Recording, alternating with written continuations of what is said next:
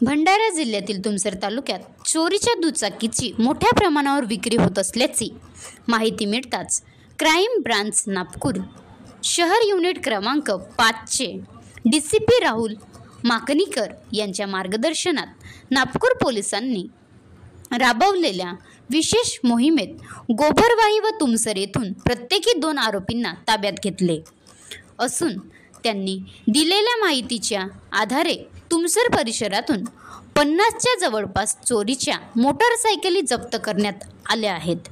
विशेष म्हणजे या सर्व गाड्या नागपूर शहरातून चोरीस गेल्या होत्या। मात्र एवढ्या मोठ्या प्रमाणात चोरीच्या दुचाकीची तस्करी होत असताना स्थानिक गुन्हे शाखेला याचा सुगावा का लागला नाही? स्थानिक गुन्हे शाखा व पोलीस प्रशासन झोपेत होते का असा गंभीर प्रश्न नागरिकांना पडत आहे। भंडारा जिल्ह्यात एवढ्या मोठ्या प्रमाणात दुचाकी चोरी होत असताना स्थानिक पोलिसांनी त्यावर कोणतीही ठोस कारवाई केली नाही। स्थानिक गुन्हे शाखा आणि संबंधित पोलीस ठाण्यांनी या प्रकाराकडे दुर्लक्ष का केले? चोरीच्या दुचाकीची विक्री खुलेआम होत असताना नागपूर पोलीस गप्प का बसले होते असा जाब नागरिकांमध्ये सुरू आहे। नागपूर पोलिसांनी केवळ 2 दिवसात मोठी कारवाई करून टोळीचा पर्दाफाश केला।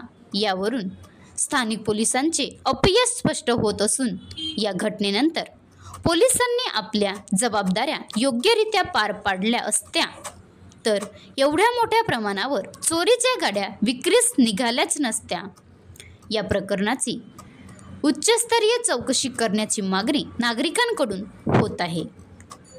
महाराष्ट्र लाईव्ह न्यूज अमृतलाल चरडे, विदर्भ प्रतिनिधी, तुमसर। बनवा व्हिडिओ, पाठवा व्हिडिओ, आम्ही तुमच्या न्याय व हक्कासाठी लढा देऊ। ताज्या बातम्या व घडामोडींसाठी पाहत राहा फक्त महाराष्ट्र लाईव्ह न्यूज। आजच आमच्या चॅनलला सबस्क्राईब करा, शेअर करा, कमेंट करा आणि हो, बेल आयकॉन दाबायला विसरू नका। जय महाराष्ट्र।